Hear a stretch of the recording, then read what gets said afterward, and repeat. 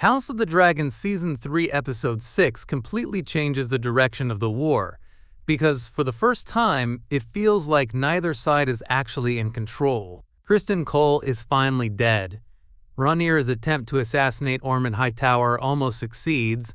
Aemond discovers a secret that could change the future of House Targaryen, and Corlys Velaryon appears to become the latest victim of Ormund's brutal strategy. But the biggest question coming out of this episode is simple.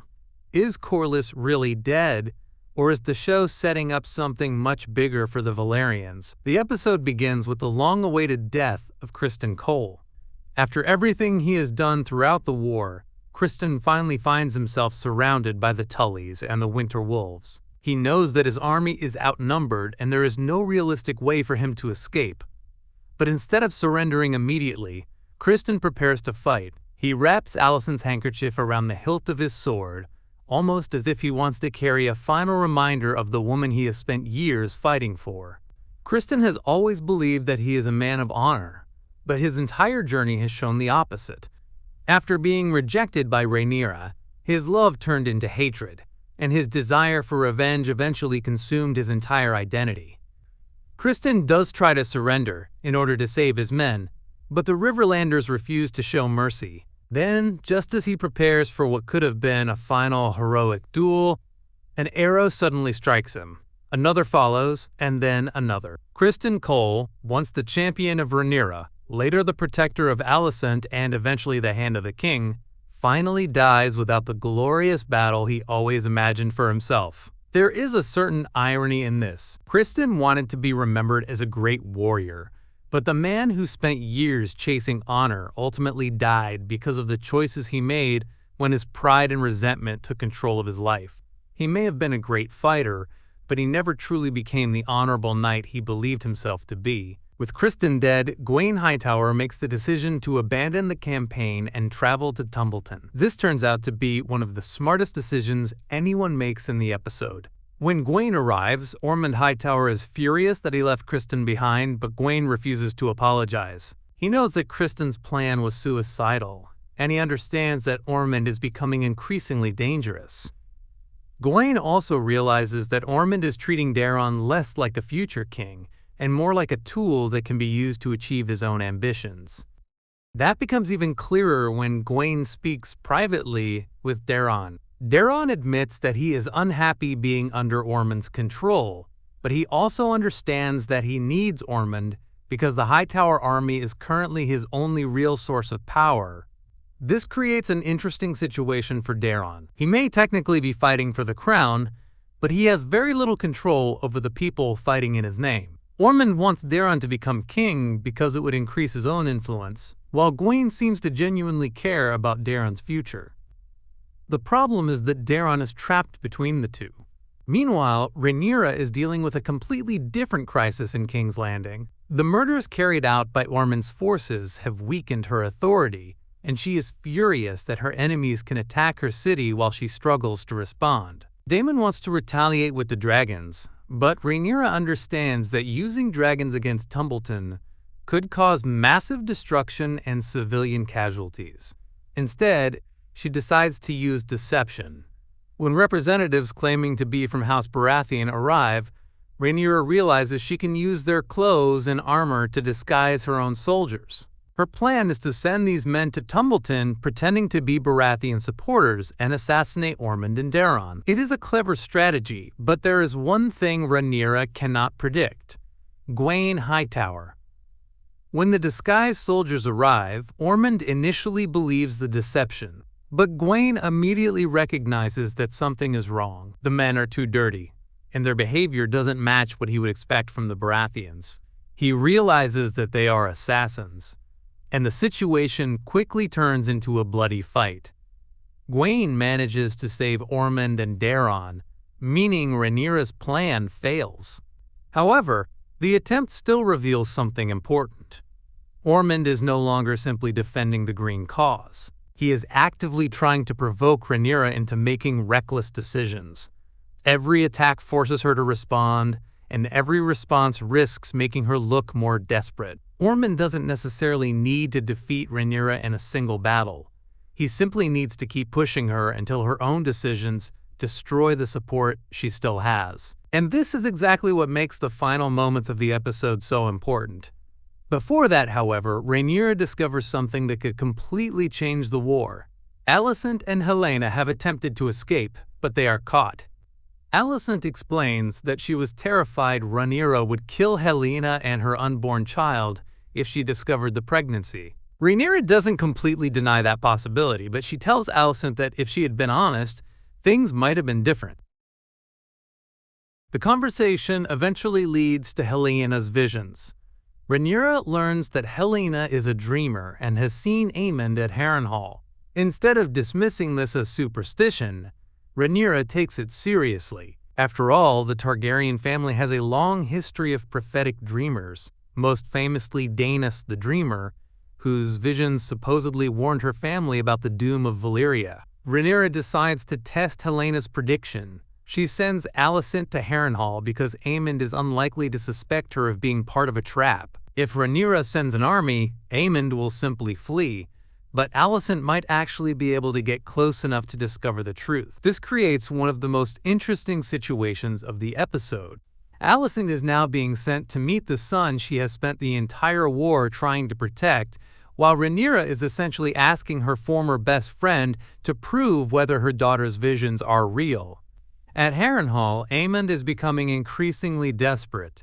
He wants to find Vhagar and return to the war, but Alice Rivers keeps warning him that he is not ready. She suggests that Vhagar may have deliberately separated from him to protect him. If Vhagar is spotted somewhere else, Rhaenyra's forces will assume Aemond is there too, allowing him to remain hidden.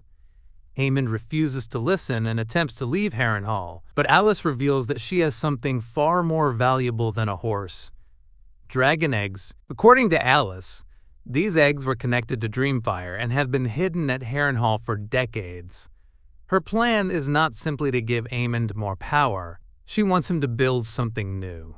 A new generation of dragons, a new generation of dragon riders, and potentially a new dynasty. This is where several fan theories become extremely interesting. Some fans believe that Aemond and Alice could eventually become connected to the origins of House Went, with the imagery of bats surrounding Alice potentially acting as a clue. If this theory were to become true, it could create an unexpected connection between Aemond, Alice, House Went, and eventually the ancestors of important characters in the future of Westeros. There is also speculation that the dragon eggs could somehow be connected to the eggs that eventually end up in Daenerys Targaryen's possession. If so, it would mean that Daenerys' dragons may have a direct connection to this hidden Targaryen bloodline. However, these remain theories, and the episode has not confirmed any of this. What is certain is that Alice is offering Aemond exactly what he wants: power, dragons, and a future where he is no longer controlled by anyone else. The real question is whether Aemond is actually gaining power or simply falling deeper into Alice's control. Back in the war, Rhaenyra's greatest problem may not actually be the Greens. It may be her own dragon riders. Ulf the White has become one of Rhaenyra's most valuable military assets, but he is increasingly unhappy with his new life. Before becoming a dragon rider, Ulf was free to spend time with his friends and live the life of an ordinary man. Now he has become a weapon of war, and Rhaenyra expects him to obey her orders without question. The problem is that Rhaenyra and Daemon don't seem to understand what Ulf needs. Instead of treating him like an important ally, they treat him like a soldier who should simply follow commands. When Daemon later humiliates Ulf in public, the situation becomes even worse, and this could have serious consequences. Ulf is one of Rhaenyra's dragon riders. If he decides to abandon her, the balance of power could change almost immediately. The Blacks may still have more dragons than the Greens, but their advantage depends on loyalty. The moment those dragon riders start questioning Rhaenyra, the numbers become meaningless. Hugh the Hammer is also struggling with his loyalty. He secretly travels to Tumbleton to find his wife and asks her to leave with him, but she refuses. Hugh is now caught between his personal life and his oath to Rhaenyra. Once again, the episode shows that Rhaenyra's power is becoming increasingly fragile. Even Daemon is struggling. The Goldcloaks are resigning because they are terrified of Ormund's attacks, leaving Daemon with fewer and fewer people he can trust. When he discovers a Hightower spy, he kills him, but this only creates another problem when he realizes that a young girl witnessed the incident. Then there is Aegon. While hiding with Larys and Tywin, Aegon is forced to confront the truth about himself. He asks Tywin whether he believes Aegon is a terrible man. Tywin struggles to answer, but Aegon understands what his hesitation means. For perhaps the first time, Aegon is learning that the truth is sometimes more valuable than praise. Tywin wants Aegon to go to Casterly Rock, but Larys wants to take him to Essos. Aegon ultimately sides with Larys. He may be a terrible king, but he is finally beginning to understand something about the people around him.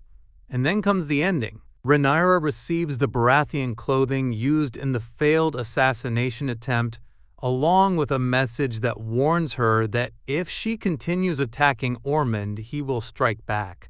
And he does. The episode strongly suggests that Corlys Velaryon has been killed. If that is true, then Rhaenyra has suffered another devastating loss. Corlys is not just an important member of her council. He is one of the most experienced military leaders on her side and one of the most powerful figures in Westeros. But Corlys' death could have consequences that go far beyond the loss of one man. Alyn Velaryon is already angry over the way his father has treated him, particularly over the refusal to give him the Velaryon name. If Corlys is truly dead, Alyn could finally lose the restraint he has shown throughout the war. Addam could also become a major factor. Ormund may actually be trying to provoke him, because if Addam attacks Tumbleton in revenge for Corlys, Ormund gets exactly what he wants. He wants Rhaenyra's dragon riders to act emotionally. He wants them to attack without thinking. He wants them to make mistakes. And that may be the real meaning of this episode. The Dance of the Dragons is no longer just a war between two families. It is becoming a war of manipulation. Ormund manipulates fear. Alice manipulates Aemond. Mysaria manipulates information. Rhaenyra manipulates appearances. And everyone is trying to manipulate everyone else. The problem is that Rhaenyra's side is beginning to fracture. Ulf is losing faith. Hugh is conflicted. Mysaria is hiding secrets. Alyn may be close to breaking. Addam could be pushed into revenge. And Daemon is becoming increasingly isolated. So is Corlys really dead? The episode certainly wants us to believe that he is, but his apparent death could be the spark that changes the entire direction of the war. If Alyn and Addam decide to abandon restraint, Ormund's strategy could completely backfire. But if Rhaenyra's allies turn against each other, then Corlys' death may become the beginning of the end for the Black Cause. And that leaves us with the biggest question going into the next episode. Who will break first? Will Alyn finally seek revenge for his father? Will Addam attack Tumbleton? Will Ulf abandon Rhaenyra? And what will happen when Alicent finally reaches Harrenhal and comes face to face with Aemond?